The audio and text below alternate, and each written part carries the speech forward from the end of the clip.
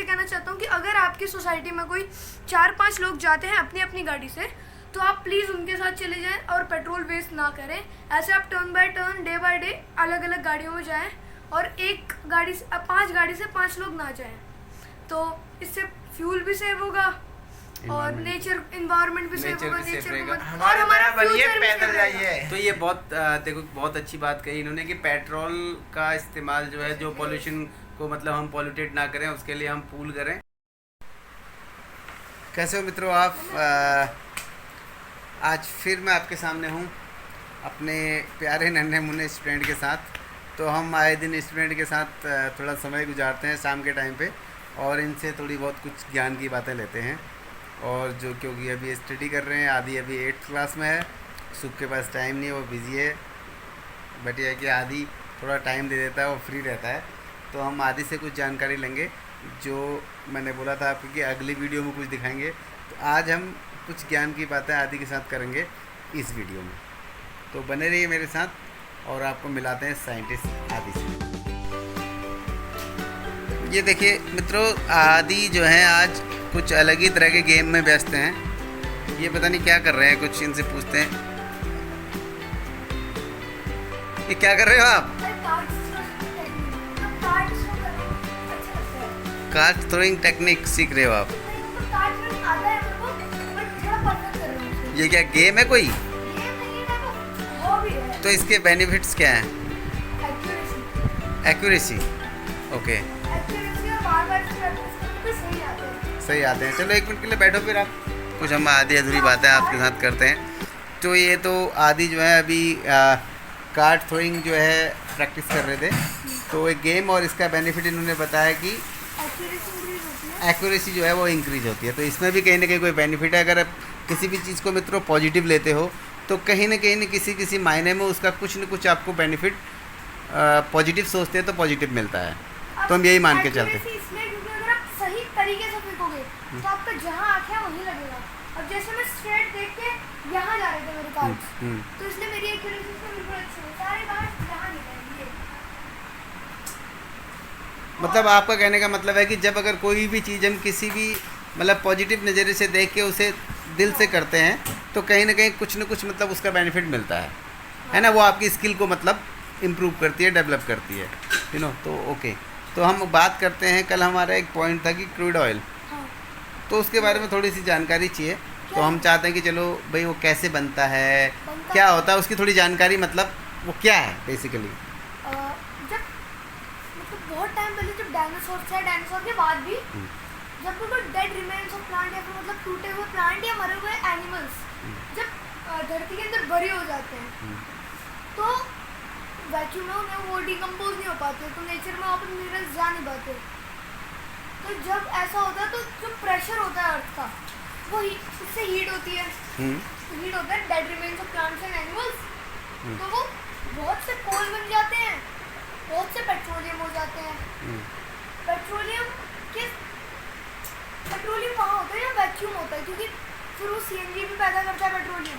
Okay, वहाँ थोड़ी space होती है पेट्रोलियम के लिए। ओके, और पेट्रोलियम वहाँ ज़्यादा होता है जहाँ वाटर होता है। ओके, यानी कि अधिकतर जो है समुद्र के नीचे ही हमने देखा कि पेट्रोल जो है समुद्र के नीचे होता है। तो ये कहीं ना कहीं मतलब वरना ये ज़्यादातर रेगिस्तान में मिलते हैं, क्योंकि वहाँ की धरती तो गर्म ही है। यहाँ कब मिलेंगे ऐसे उपजाऊ जगहों पे, क्योंकि यहाँ की धरती वो ना उपजाऊ है, उपजाऊ है, कोमल है, मतलब वाटर ज़्यादा रहता है उनमें। यस यस, जहाँ पे वाटर ज़्यादा रहेगा तो वहाँ पे ज़मीन जो है मतलब भूमि। की बात नहीं है, ओके, डिकम्पोजर्स की बात है। अच्छा, ये जो हमारे वो होते हैं बैक्टीरिया या फिर जो भी बोलो, ये डिकम्पोज कर देते हैं। अच्छा, पर रेगिस्तान में कौन डिकम्पोज कर रहा है? बिल्कुल सही बात कोई है। नहीं कर रहा। तो क्रूड ऑयल की तरफ अगर हम ओके, वहाँ जो दवा है वो तो वही दवा है, अच्छा, उनकी कोई दिक्कत नहीं है, वो वहीं पे होगा अपना। ओके। तो कई सालों बाद मतलब जब कभी वहाँ कोई पानी आएगा, बहेगा, तो फिर वो तब जाके कहीं लिक्विड फॉर्म में अपना फॉर्म चेंज करेगा। नहीं, वो लिक्विड फॉर्म में ही होता है। ओके, मैं आपको कैसे मतलब कोल और पेट्रोलियम एक ही तरीके से बनते हैं। अच्छा, इसलिए उन दोनों को बोलते हैं फॉसिल फ्यूल्स। अच्छा, fossil fluid, Fossil yes fuel। Yes yes yes, आपने सुने हो हाँ। फॉसिल होता है ना, तो जब बहुत टाइम फॉसिल फ्यूल, यस, तो बहुत टाइम बाद जब हम उसे निकालते हैं, मतलब वो खोलते हैं उसका जहाँ पे वो है, तो सबसे पहले आपकी एक बहुत ही अच्छा रिसोर्स आता है, उसको बोलते हैं CNG, बहुत एनजी, नेचुरल गैस। ओके और नेचुरल गैस बेस्ट रिसोर्स है फॉसिल फ्यूल के मुकाबले में। ओके क्यों? क्योंकि उसमें ना धुआं आता है ना कुछ, वो पीछे छोड़ के जाता है अपने, इसलिए वो बेस्ट है, मतलब बेस्ट ही है वो। मतलब फ्यूल फॉइल जो है आप कह रहे हो कि फॉसिल फ्यूल में सबसे बेस्ट है NG। फॉसिल फ्यूल में आप जो कह रहे हो कि सबसे बेस्ट है एनजी, नेचुरल गैस। हाँ। ओके और फिर आती है हमारी LCG, LCG LPG LPG LPG liquefied petroleum gas. ये तो क्रूड ऑयल के डिस्ट्रक्टिव डिस्टिलेशन से होती है। अच्छा हाँ, सबसे ऊपर होती है एनजी नेचुरल गैस, उसके नीचे होता है क्रूड ऑयल, उसके नीचे होता है पानी। ओके हाँ, अब मैंने आपको बता ही दिया था डिस्ट्रक्टिव डिस्टिलेशन की कैसी होती है, वहाँ तक मेरे को याद है। यस क्रूड ऑयल ऐसे आता है ज़मीन के अंदर से, पर अगर हम उसे कंजर्व नहीं करेंगे तो आने वाली जनरेशन को ये मिलेगा नहीं, क्योंकि इसे बनने में मिलियन ऑफ ईयर्स लगते हैं। अच्छा अगर मैं अपने हिसाब से बताऊं तो जो फर्स्ट युग था वहाँ पे किसने पेट्रोल यूज नहीं किया? हाँ बिल्कुल नहीं किया, उसके अगले युग में नहीं किया, बिल्कुल नहीं किया। उसके अगले युग ये में कलयुग में कर रहे हैं हम महाराज। युग में कर रहे हैं हम ही लोग पैदा हुए हैं कंज्यूम करने के लिए। हाँ, हाँ तो बस अभी हमें इसको मतलब पहले पूरा कंज्यूम नहीं करना है, इसे सेव करना है अगली पीढ़ी के लिए, है ना। तो पहले वाले लकड़ियाँ जलाते थे हाँ यस और पेड़ भी उगते थे, यस, पेड़ भी उतने अब थे। जंगल कट चुके हैं। यस पहले से जब वो बनते थे किंगडम्स, तो किंगडम्स के आसपास तो होते ही थे जंगल, बिल्कुल होते थे, किंगडम्स कम जंगल ज़्यादा होते थे। बिल्कुल सही बात है। अब जंगल कम है, अब किंगडम्स तो रहे नहीं, किंगडम अब सिटी हो गई है, अब सिटी बन गई है अब तक जंगल किंगडम्स। कम हो गए हैं। बिल्कुल सही बात है। तो क्या, बट आपको पता है हमारी आने वाली जनरेशन के लिए बहुत बड़ा ये सब चीज़ें, पेट्रोलियम और एक्सेसिबल बहुत कम है, एक्सेसिबल नहीं है।